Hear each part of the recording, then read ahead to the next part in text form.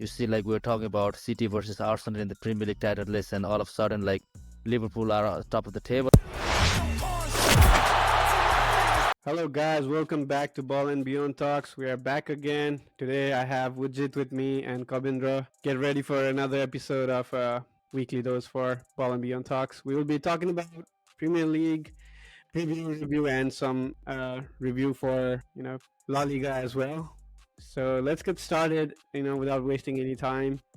I want to start with the review of the previous week games. Some interesting matchups, some interesting games as well, especially starting with Arsenal with their loss. What do you think, guys? What about that red card? Was that really a red card? Yeah, it's the all I can say is the Arteta's dark tactics. That's what has been popular all over social media. Yeah, for me it was a red card for It was a Saliba. red card. Yeah, it was a red Yeah. card. I mean, also I'm against those dark tactics as well. So hopefully like, he will plays regular games, and you see like getting a red card earlier in the game can make a huge change in the game. So you see Bournemouth, like at home, they've been scoring the goals against every opponents, and against Arsenal's defense, the best defense probably in the Premier League. But that red card is 11 versus 10 for like over an hour is, of course, like any team, like it's tough to play with 10 men for longer than an hour, right? So yeah, Yep. I mean now it's competitive, so Yeah. competitive. Like every year, the Premier League has been so competitive that if you are down like one man early in the game, I feel like any team can beat any other team in the Premier League. Yeah. True. True. I mean, with that loss for Arsenal and then Liverpool matchup coming up this weekend, what do you think? Is it really, they are on the, what do you call it? I would say less favorite side for the weekend in terms of Liverpool winning against Chelsea? Yeah, so Liverpool like won the game, I say comfortably at Anfield. Like, I mean, Chelsea also coming into the game, they were playing brilliant uh, uh, in those earlier fixtures before Liverpool. But again, like I said before, for any team, and now with the intensity that Liverpool is playing and the performance that they are putting in every game under Arne Slot, so it's tough for any team to play. And you see, like we were talking about City versus Arsenal in the Premier League title list, and all of a sudden, like Liverpool are on top of the table, and if they Yeah. win against Arsenal, I mean, they could run away with the title before Christmas. I mean, it's not like that, but so like City missing Rodri, and Arsenal like also like without um Odegaard and now Saka. So and it's the if it was the game at Anfield, then Liverpool will be the favorites. But it's at the Emirates, and You so never know. you You never never know. know. But still, Arsenal are the favorites. But it's kind of like those one of those title deciding games earlier in the season. Because if Liverpool get away with the win at the Emirates, then they will feel so comfortable. They will be like so going into the future games, and that will motivate. Like, I mean, Yeah. so before the season started, every Liverpool fan, they will expect Arne Slot to do what Klopp did. They wouldn't have expected like Liverpool to win the title, right? But now, like with the performance that they are putting in, and if they win against Arsenal, I mean, they will get over the moon, and they will start believing in winning the title. And Yep. I think that will change a lot for Liverpool fans and the Liverpool. Yeah. Yeah. I mean, yeah, that's true. Arsenal, they are, I think, still favorite, but to me, I don't think so. Looking at Liverpool with their defense and then their squad, how good their chemistry is. That second goal against Chelsea itself shows how much chemistry they have. All the defender were just you know looking at it, what happened with that good pass from Salah and then nice scoring from Jones, right?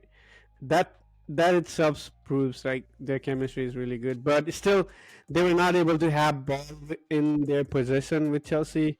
And on the other hand, Arsenal has the game where they have their ball in position in the opponent's half for a long time. So I see that as a good side, but again, I mean Liverpool they are good encounters as well with the speed of Salah, Diaz, and then Nunez. Everyone, every player doing the attack is really good encounters. So I think with the missing of Saliba, right, and then missing right in the midfield, I think Arsenal will not be a favorite for me going into that matchup. But I mean, it is what it is, But I think it will be a tough game for sure. And I think one question comes into that game is Liverpool versus Arsenal. This game, is this the title defining game or deciding game? Uh, What do you guys think? Looking at the table, these three teams, right? City, Liverpool, and Arsenal are the real favorites to win the Premier League. So, like for your question, yes, they are the favorite, and this might be the title deciding game for them. Yeah, yep, true. Yeah, I mean, for me as well, it's I will say one of those title deciding games early in the season because City without Rote doesn't seem to be the same team at the moment, and with Liverpool like playing so brilliantly, like I was watching the highlights. I watched the game, but still I watched the highlights to make sure like how they are playing, like those they win the ball high up in the midfield, and so it's just like I used to I used to think about Ralph Ragnick like techniques like when he used to express it, and now I'm seeing that at Liverpool under Arne Slot because they are like you see McAllister and like Soboslai, they are playing on either side of Gravenbergs, and they are playing high, and they are playing like Soboslai is playing close to Salah, and that guy McAllister is playing close to the left winger, either Gapco or Diaz. So it's just like they are, and the number 9 is playing as a false 9. So every time Yep. they defend higher up in the pitch, they are making certain kind of a triangle, and then so that's something I will say a team pressing. Like I mean, also in United, like these guys press, but there is no team pressing. There is only Yeah, I individual mean pressing. they really have good pressing. The match against Chelsea, I saw that whenever someone gets ball, and then whenever we were trying to play from the back, there were three guys pressing one player and then making them nervous. And one occasion, Yeah, even Sanchez lost the ball and he got it back, but they were pressing so good that they are forcing their opponent to make mistakes. That is right. really, I mean, good side of Liverpool. But on the other hand, they were not getting good possessions. I mean, with the looking at the game versus Chelsea, I think it was 50-50. Only the difference was that penalty, of course, which I've been ranting about with you guys. It was so unfair. Refereeing at that game was really bad. I mean, looking at that, anything can happen for top contender. I think City is there with the that really good header from Stones, and then Yeah. winning that game was really crucial for Manchester City for the title race as well. What do you think about that? Was that an offside for Bernardo Silva? I don't know. It's just 50-50. Like for me, that's offside. For me, that's offside because he was in offside position and the ball went close to him, right? I mean, The thing is, I was looking at that same game. I mean, looking at the replay again and again, and then he was offside, but when the ball hit by Stones, he was already out of the keeper's way. So, I mean, it's yeah. about how you interpret it, right? So if you see it first time, Hmm. that's offside. And Yeah. if you watch the same clip in slow motion, that doesn't make it offside. And that's what happened. And I feel like they was in the slow motion and they just gave the goal. But yeah, I mean, on a different day, yeah, the decision will be different. It's just like it's just the diff that has the upper hand on choosing this 50-50 decision. Yeah, but I But feel like I don't think it's a big controversy not giving that goal because it's in that line between whether it's a goal or not, and then it was really up to the referee's decision. So it's like Yeah, It's like that umpire call in cricket, right? yeah. It's just like I said, right? If you watch it first time, it's the offside. If you watch it in slow motion, it's a goal. So Yep. And uh, moving on to the another match, United and Brentford. United fan.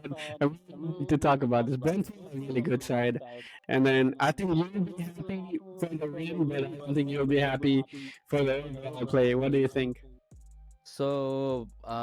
first half, as usual, our season has been going. So I wasn't impressed.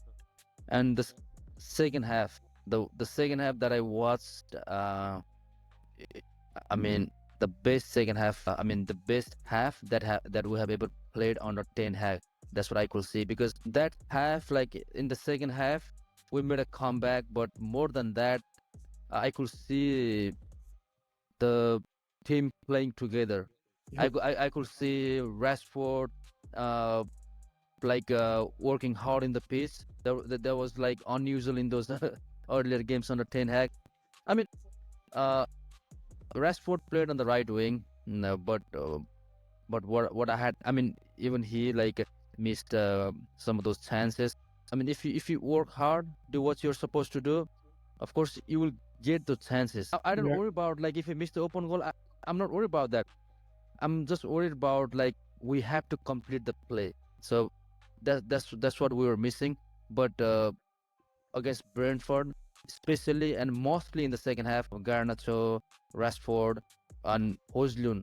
Hojlund was the I could say he was the difference. Yeah, So yeah, that's true. he came in like the way he plays like false nine little back and then press up together with Bruno. So it's just that I felt like all of my players worked hard, and I say like I could see something on the Ten Hag cooking, but today you see against Fenerbahce, same shit. I think they're getting the people. I mean, they're getting their forward change a little bit, right? Garnacho coming in as starting lineup, and then holding back into the team. That team had that same team he was playing with, or he was working with last season, and then United team was able to see that attacking play, good attacking play, and overall play. I would say, right? But still, I don't think Ten Hag is able to make the every aspect of the game better and then get ready to beat any team that comes in against them week in, week out. There's no consistency for sure. Yeah, so in our upcoming game, we'll see because today Zergzi was starting in place of Hojlund and there was no Bruno because of the red card that he got. So in our next game, the front four will be like Garnacho, Rashford, Bruno, and then Hojlund. In our next game, so I'm expecting what how we played against Brentford in the second half, or we should start similarly in our next game this weekend. So let's see. Yep. I mean, Let's hope so. Yeah. if we could continue that performance, second half performance into this game and ahead, then I feel like Yep. something will happen under Ten Hag. Yeah. If they are able to beat West Ham the away game, then I think there will be something, something to look at for United fans, right? Right. Yep. So moving on. So I would like to go with the score prediction for Liverpool and Arsenal game. That's the big game coming up. What do you guys think? I will start with Gobinder. What do you think the score prediction for you is for Liverpool versus Arsenal? Yeah, looking at the performance of Liverpool, I'll definitely go with Liverpool. It will be, I would say, Liverpool 3 and then Arsenal 1. What about you? I feel like it will be a close game, Mm-hmm. and without Saliba at the defense, I mean, so I think that there will be multiple goals at both ends. So I'll go with 3-2 for Arsenal to win. So Arsenal 3 and Liverpool 2. All right, nice. Interesting predictions here. So for me, yeah, as you know, I won't support Arsenal. I want to go veto here. I want to say 4 for Liverpool and 1 for Arsenal. Just a consolation. Yeah, you guys, the London Derbies, and we are the Liverpool and us, the biggest Rivals. rivalry in Yeah. English football. So I can't go with No Liverpool matter what the no matter rivalry what. comes in, Even against Southampton, I will say Southampton to win against Liverpool. it is what it is, right? Yeah. All right, so that was a fun conversation. You hope you guys will enjoy our content here. So that's it for the Premier League. We'll stay in tune for other content. We are covering Champions League contents as well. A story from Champions League with the amazing hat trick from Vinicius Junior, Rafinha, all the Brazilian magic going on. Put your comments down for the prediction for Liverpool and Arsenal game. Like and subscribe us. Help us, with the sharing the content if you really like it. So thank you very much. Thank you. Thank you.